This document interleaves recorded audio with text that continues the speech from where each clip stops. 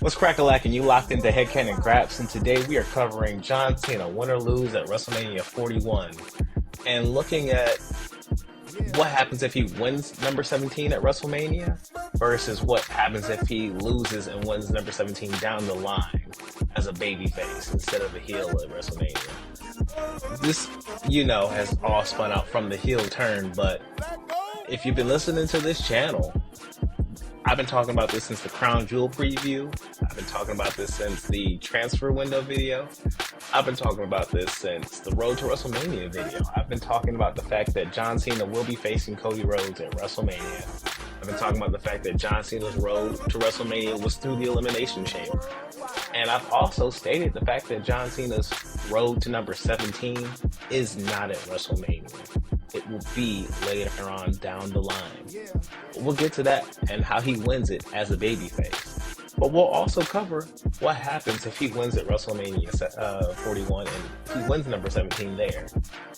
And how does his heel run kind of pan out? And how do we get him to turn back to babyface by the end of it?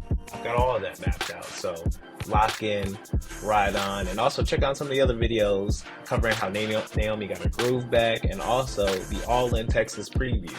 But let's dive back into why and how we got here in the first place, which go to the Royal Rumble. John Cena comes out as a babyface, and in my opinion, the last time as a babyface to give it his all. He makes it to the end of the match. He loses to Jey Uso. Probably has a talk with The Rock. Yo, I need to do what's best for business. And so he gets his shot in the Elimination Chamber, but he still has his own pride about it. That's why he doesn't come out at 6 at the Chamber. He comes out at 5. And so John Cena wants to still be the John Cena of old because he believes he still has it, but getting those kind of boosts along the way that he doesn't have to do all the work because I've done it before. It's time to live off the fat of the land. And so we get to this John Cena joining The Rock and The Rock and Cody story. Because really it was The Rock asking Cody for his soul on SmackDown, and even last year after Mania, it was The Rock. Hey, no matter whether you have that world title or not, Cody, I want you. And I'm coming after you. But then you see at the start of this year on the Raw and Netflix, it's, oh, hey, we're best friends, and you can join me, and hey, I want your soul, and I don't want your title, I want your soul, Cody. Well, I believe Rock is just becoming the new Vince McMahon. He is the new central figure that all the stories can be written around. And with him being at the core of it all, of only needing to show up when he needs to, not needing to wrestle, not have everything culminate in a wrestling match, as he said in that interview, I think he's trying to stretch this out and create this narrative like a Netflix show. And we've seen that done with the Bloodline story by happenstance, and then by the end of it, they took what parts they did have and wrapped the whole story together to create a great bow, just like the MCU did. Not everything was perfect in the MCU, but they were able to make Endgame this perfect bow. The same way they did the Cody Rhodes finishing the storyline. And so now, taking that and spinning it off to its own new final boss storyline, where Cody has to then battle against a heel turn John Cena. He has to battle against other people who come along the way. I think if you look at the past events with The Rock popping out and surprising Cody here and there at Bad Blood, and the different ways the stories have ebbed and flowed with Survivor Series and the Soul asking, and then John even turning heel. I don't think we're just stopping at WrestleMania 41, because The Rock's not going to be there at WrestleMania 41 to blow this entire storyline off. He might make an appearance, but not a big enough appearance to end this all there. So I think we're going WrestleMania 42. I think it goes beyond that. There was a couple Avengers movies before we got to the final, on the fourth Avengers movie, the final ending and result of it all. And so who's to say that it takes us a few WrestleManias to get to the end of this with Rock as the final boss? And so that leads me to talk about John Cena and his story, and the fact that I do believe that John Cena's Netflix story of how he gets to number 17 in his retirement year, it's going to be stretched out. I thought that going back in October. And so, of course, if you blow off the year with him getting the Rumble, how do you keep it exciting until WrestleMania? You don't. So he has to go to Chamber. Well, if he wins the Chamber and he goes to Mania, and let's say he wins, I thought this as a babyface. I didn't think it was going to be that compelling. Let's say he wins as a heel. I have that route, and we're going to talk about that route next. But I don't know how compelling that is. And so I think you stretch the whole narrative out. You look at Ozark, a show on Netflix that, it's a man trying to get him and his family out the cartel, and it takes them 4 seasons of wild twists and turns, and who knows if they actually make it out or if they die in the end. But they drag it out so long, but it's so compelling because the narrative is written to be that way. I think the narrative can be written strong because I don't know how strong the match compatibility with John is also going to be this year as well. And so let's just dive on into it. At WrestleMania 41, John Cena faces Cody Rhodes. And he could go one of 2 routes. He could go the babyface route, or he could go the heel route. And so the heel route, I have him winning the championship at WrestleMania. And then Backlash is in St. Louis. Randy Orton's already going to be facing probably Nick Aldis at WrestleMania. So he'll beat Nick. And then I think he goes to face John Cena at Backlash. And I think he also loses. Then that takes us to Money in the Bank, where I think CM Punk is the next person up to face John. The hypocrite John. And I think John sneaks one over on Punk. Probably through cheating means. The same way Punk used to get one over on John back in the day when Punk was a heel. Because you got to play on the babyface versus heel dynamic with Punk and Cena. Something that's never been done before in their huge rivalry. I think then that leads Cody to win King of the Ring. Face John Cena at SummerSlam for round 2. I think John Cena still beats Cody, but in this match, I think there's a double turn during this match because Cody is just so desperate and hungry to get his title back that I think it drives him over the edge.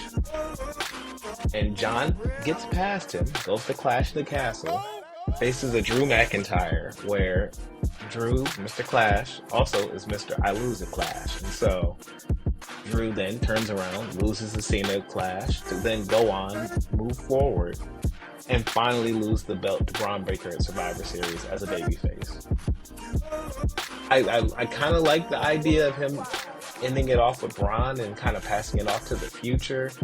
I like him having this gambit of matches with some of these people, but also I'm just kind of looking at what we have currently, and I think if he wins at Mania, he talked about showing up less. He talked about defending the title less. Well, I think that's what we're going to get out of this, and people are clamoring for it, but I don't think what you're going to get out of this is what you actually want. Like Luke Skywalker said in The Last Jedi, this is not going to go the way you think it's going to go.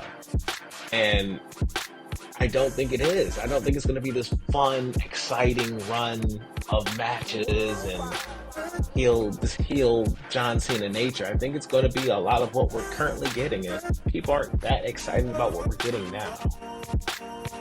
When you're not having John show up less and less, and you're not getting title defenses and title matches anymore on a certain show, I think it's going to weigh on people at the end of it. And so, in my opinion, we move forward and we go down the babyface route. And so we start at WrestleMania, but to me, John loses, has a reflective promo the night after on Raw, and then gets taken out by Rock and Solo, leading to Backlash, Solo's last test, because Solo messed up at WrestleMania. Jacob still won the US title, but Solo's help more was interference to that match. And so this is Solo's last test. You were supposed to take out John in the past, and yet John is still here. You need to put John down for good. And John, after taking those 10 Samoan spikes from Solo back at Crown Jewel 2 years ago, he gets that win back and starts his path down his babyface route. He qualifies for Money in the Bank, and in the Money in the Bank ladder match alongside CM Punk. CM Punk's going to be the one to end up walking away with that Money in the Bank briefcase. That then leads John to go to King of the Ring, which I don't know when the tournament starts. I think the Evolution side is the women are getting Evolution 2 this year, and I think at Evolution, I think, will be the start of the women's bracket. And so the men might start on Saturday night's main event, might just start on TV. But I think John goes through the King of the Ring tournament, and he ends up winning that to then go on to face Randy Orton at SummerSlam, a heel Randy Orton, for the WWE title. He wins the WWE title off of Orton, goes to Clash in the Castle. Once again, yes, I know, Drew, Mr. Clash in the Castle, stays losing, but this time, it's with a caveat. Drew loses, but through nefarious means. Not saying Cena cheated, but it's just not, it's not the way it should have went down in the ring. So there's been room left for interpretation that Drew could have won that match because he had a visual pin over Cena. That leads to Drew captaining a team and Cena captaining a team into War Games. On the other side of War Games, then, Drew gets his last shot against Cena at Saturday night's main event, pinning and beating Cena for the WWE title. That's how I have it moving down on the babyface side. And you might say, hey, who's going to be in that War Games match? And you might say, hey, who's in that King and Queen of the Ring tournament? Well, I ain't do the Queen side yet. But when it comes to the King side, what I have for you is John Cena getting that win back against Austin Theory in the opener. I got Punk getting one over on Carmelo Hayes. It breaks my heart, but I'd rather see him at least getting a spot than not having one at all, or being with The Miz. So let's get that Punk Melo Hayes match going. And then let's talk about Cody versus Ilya Dragunov. Hard-hitting match. I think that's going to be a fun match for Cody and something we haven't seen before. We got Nick Aldis, who I think is going to just stay out of retirement after Mania, going against a hungry dog and Braun Breaker, and a hungry dog hunts best, so he'll take out Nick. Moving on to face Cody Rhodes, and Braun Breaker's going to defeat Cody Rhodes and take him out of the King of the Ring tournament, thus giving some extra layers to Cody, giving him something to kind of deal with, and not such a clean route back to the title. Made him work a little bit harder for it. But on the other side of that bracket, we have a Mr. Money in the Bank CM Punk facing John Cena in the semifinals to then lose to Cena, and for Cena to go and defeat Braun Breaker in the finals. Both Cena and the Braun and the Punk matches, Cena's able to earn some respect from both of them, and they end with a handshake by the end of it. And that leads us to go on to War Games. And with the War Games match, that respect was earned, and hey, Punk has now cashed in. We have World Heavyweight Champion CM Punk, WWE Champion John Cena, main event Jey Uso, who is pissed off at the person who defeated him and still has a grudge against not only Drew McIntyre, but also a grudge against Seth Rollins. And Jay is on a mission to get his homeboy back because the other side somehow was able to talk Sami Zayn into War Games with them. And Jay still wants to see one of his best friends go down like that.